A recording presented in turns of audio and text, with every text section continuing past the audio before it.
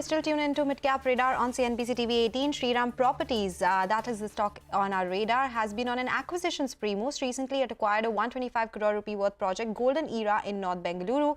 That is a Golden Gates Group property. Murali Malayappan, who is the MD at Shriram Properties, is joining us now to discuss this acquisition and the general business outlook as well.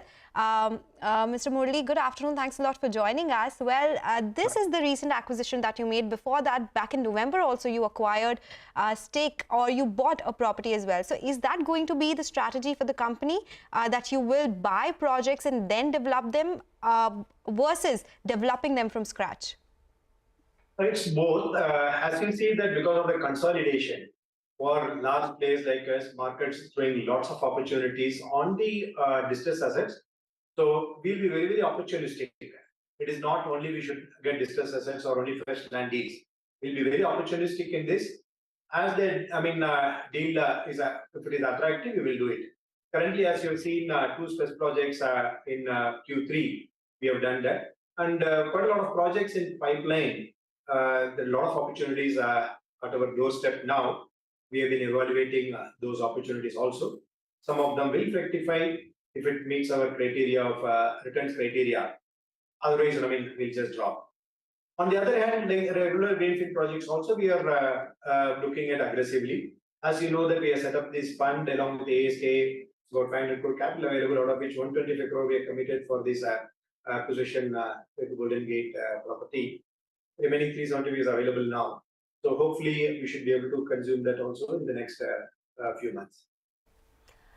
Afternoon. Can you talk a little bit about this Golden Gates Group, the plotted development project that you've acquired right now? We understand the aggregate saleable area is approximately 10 lakh square feet.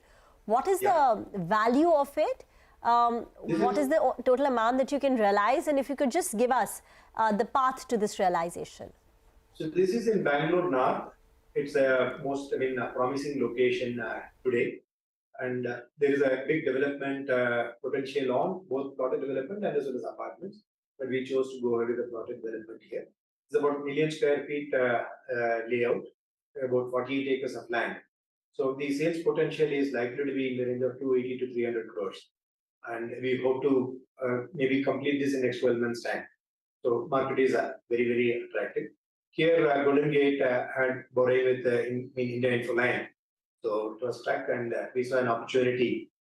So we struck the deal with a commitment of 125 crores for the project. Okay, so that is about the Golden Gate project. 250 to 300 crore is the realization that you said. 280 to 300. 280 to 300 crore rupees. How are you funding these acquisitions, Mr. Murali? Because I wanted to understand what kind of cash flows are you seeing? Will you take additional debt for this? And for the other purchase, Villas Realties, how much did you pay? What was the consideration there? Well, as a principle, we don't want to borrow money and acquire new assets. It will be only through cash flows or equity. As a principle, Shriram Properties has shied away from using the debt capital for creating long-term asset. We will not do it. Our net debt, as you know, that it's about 374 crores. We are on path to bring down to net debt zero in the next 12 to 18 months time. It is in line with our original thought process. It is exactly on schedule. On the new assets, we'll use the internal accruals or equity. This Golden Gate asset we have acquired through ASK platform, what we have set up 500 crore fund. Out of that, we have committed 125 crore for this Golden Gate asset. With the Suvilas asset, we use our own internal cash. Using that we acquired the asset. Okay, so you have plans to become net debt free. This is something you had indicated earlier, and you're reiterating that. Could you tell us the kind of free cash flows you will be generating in the second half of this year as well as next year, which will help you repay the current debt of 374 crores? Next to 18 months time, we are likely to generate somewhere between 350 to 400 crores of free cash flows from the projects. So that will help us to become net debt free. And as I said, we'll not be borrowing money for land acquisition. We'll be only using this either free cash which is available, profits which are available from the projects, or new equity which is available with the ASK platform. we'll use this money to acquire the assets. So your overall cost of debt is at 12.5%. I wanted to understand what is the breakup like? How much is from banks? How much is from NBFCs? And will this come down? Of course, you're talking about net debt zero levels, but debt will still be there. So what kind of cost of funding are you anticipating? Earlier, it was skewed towards more of NBFC. When I say NBFC, LIC housing is the major one. So I put that under NBFC category, which is at what a higher rate of interest. But in the last 9 months' time, we have brought down the interest rate by more than 150 basis points. Already we brought it down. Now, from this current one, we expect in the next 6 to 9 months' time to bring it down at least by another 80 to 100 basis points. This last 9 months' time, these 150 basis points have come down, despite there is an incremental, despite there's an increase in the rate of interest. The overall rate of interest across the industry has gone up by more than 200 basis points. So we have brought down 150 from our original one. Essentially, we have brought down close to about 350 basis points, net on the debt rate of interest. We expect this to continue further because, again, all the NBFCs, we are closing down and we have moved towards banks now quite a lot.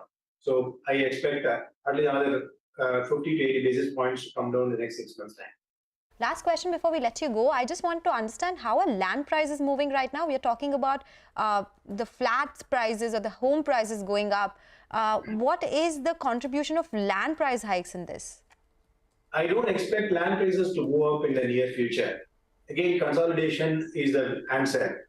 On the other hand, home prices are likely to move up, will continue to move up because the number of suppliers or the number of players in the market are very, very small. Each market, each city, not more than 8 to 10 people catering to 95% market share. Whereas on the land, not many NBFCs or banks or private equity investors or original landowners who want to dispose of the land, they got very, very few number of developers who can buy a really large fraction of land. Not many people are there to buy today. Hence, there is supply-demand mismatch is very, very high on the land transaction. On the other hand, home buyers, the supply and demand on the home sales, again, it's a very different opposite view. Hence, I don't expect the land price to move up at all in the next 12 months' time at least. Okay, we'll leave it at that. Thank you very much for joining in. That's Shriram Properties for you. Need to slip into a short break. Up next is our special segment, Midcap Spotlight. We'll be talking about Hindustan Foods. The stock is reacting to some news. It's up 2.5%, so stay tuned for that.